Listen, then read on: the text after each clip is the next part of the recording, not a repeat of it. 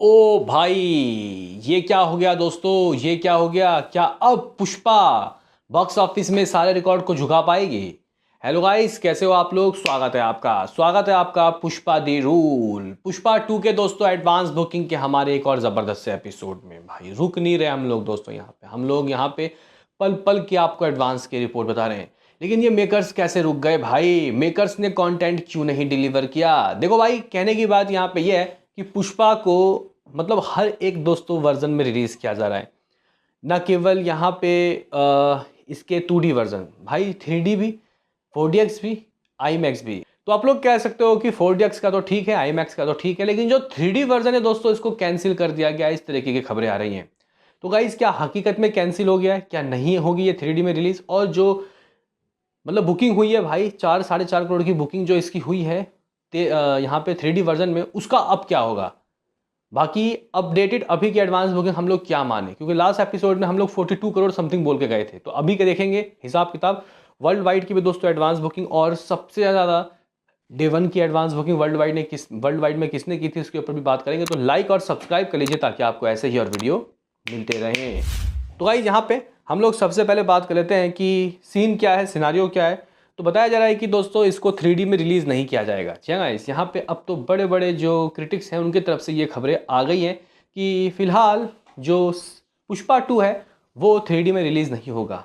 Reason एक ही है कि इस मूवी का जो कंटेंट है, यानी कि इस मूवी का जो गाइस यहाँ पे आप लोग कह सकते हो कि जो फाइल है, जो वीडियोज़ वगैरह हैं, उसको तय समय पे दोस्तों कन्वर्शन के लिए नहीं भेजा गया है। यानी कि ये मूवी वो है जिसको कन्वर्ट किया जा रहा है 3D में। देखो भाई, बहुत सी ऐसी मूवी होती है जो कि ओरिजिनल 3D कैमरे से दोस्तों बनती है।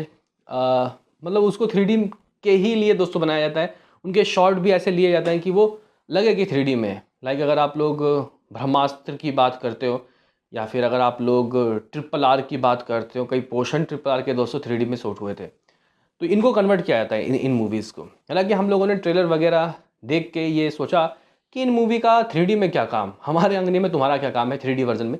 लेकिन फिर भी बहुत से ऐसे शॉट्स, वो गन वाले या फिर बहुत से वो जहाज़ वाले, बहुत से ऐसे सीन है, वो चीज़ लग रहा था कि हाँ भाई 3D में देखेंगे तो अलग एक्सपीरियंस होगा। हम लोग भी दोस्तों एक्साइटेड थे। इवन हमने खुद दोस्तों यहाँ पे बुकिंग 3D की कर ली थी। आप लोग कह सकते हो कि अभी वो सब धरे के धरे रह जाएंगे, यानी कि वो सब रिफंड होने वाले हैं। यानी कि यहाँ पे दोस्तों आप लोग कह सकते हो कि 3D में अब ये मूवी नहीं रिलीज़ होगी। गाइस, क्योंकि अभी इस मूवी के कई पोर्शन शूट हुए हैं भाई साहब।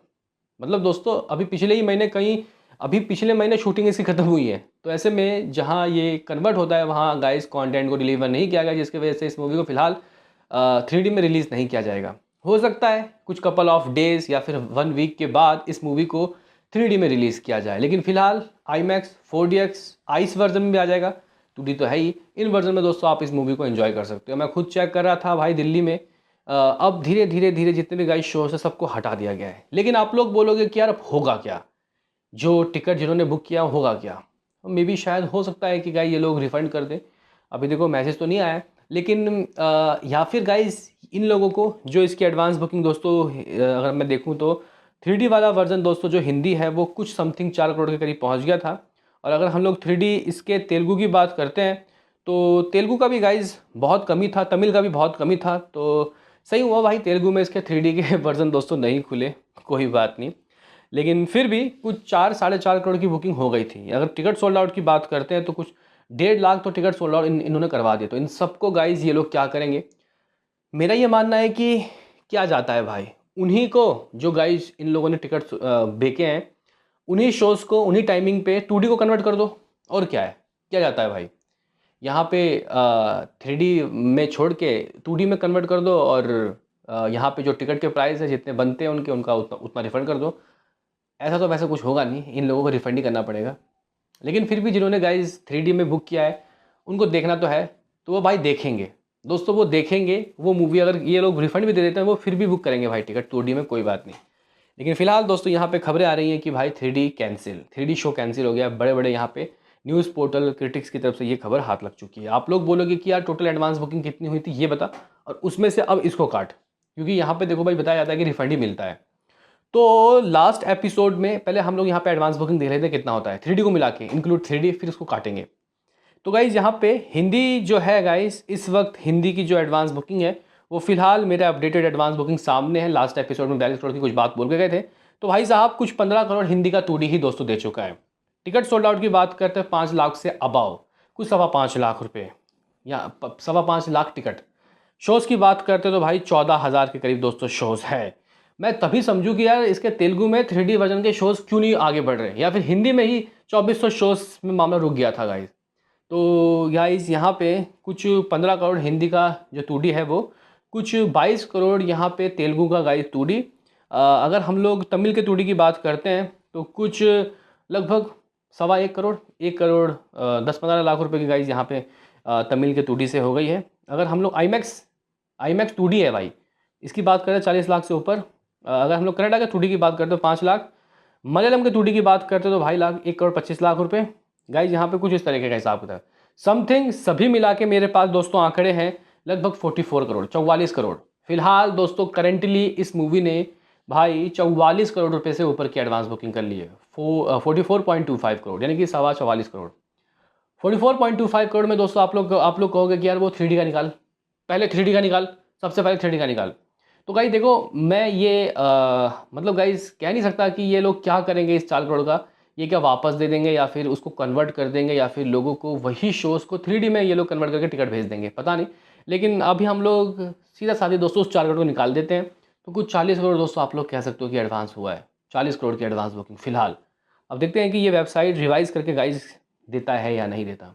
और 14.25 लाख गाइज यहाँ टिकट सोल्ड आउट हुए थे। अब इसमें से 1.5 लाख टिकट को नीचे भी करना पड़ेगा, कम भी करना पड़ेगा भाई, यानी कि समथिंग 13 लाख मान लो कि टिकट सोल्ड आउट हुए, 1.3 बिलियन टिकट सोल्ड आउट हुए। शोज़ की बात करते हैं तो गाइज देखो जो अब 3D के जो शोज़ हैं उसको आप लोग काट लो, कुछ 3D के शोज़ के दोस्तों मिला के यहाँ पे 25,000 शोज़ गाइज पहुँच गया था इसका। लेकिन अब इसमें 2,000 2,500 या फिर 2,500 शोज़ को काट लोगे तो ये 23,500 या फिर 23,000 करीब गाइज शोज़ बनता है, 22,500 बेसिकली। तो इस तरीके का दोस्तों इस हिसाब किताब है, इस तरीके का सीन सिनारियो है। लेकिन अब हम लोग यहाँ पे दोस्तों बात करते हैं कि वर्ल्ड वाइड में इसकी एडवांस कहाँ तक पहुँची थी और दुनिया भर में सबसे ज़्यादा एडवांस बुकिंग किस मूवी ने दोस्तों किया था। तो नंबर 1 में none other than Baahubali part 2 का ही नाम है, जिसने अपने वेरी फर्स्ट डे एडवांस में ही 144 करोड़ रुपए की दोस्तों बुकिंग कर ली थी। इस आंकड़े को दोस्तों पार करना मुझे लगता है कि बहुत मुश्किल होगा। दूसरे नंबर पर दोस्तों कल्कि है, जिसने 117 करोड़ की एडवांस बुकिंग की थी। तीसरे में लियो 102 करोड़ की एडवांस बुकिंग फर्स्ट डे के लिए क्रॉस वर्ल्ड वाइड। तीसरे में पुष्पा दी रूल, जिसने 93 करोड़ रुपए की दोस्तों एडवांस बुकिंग कर ली थी।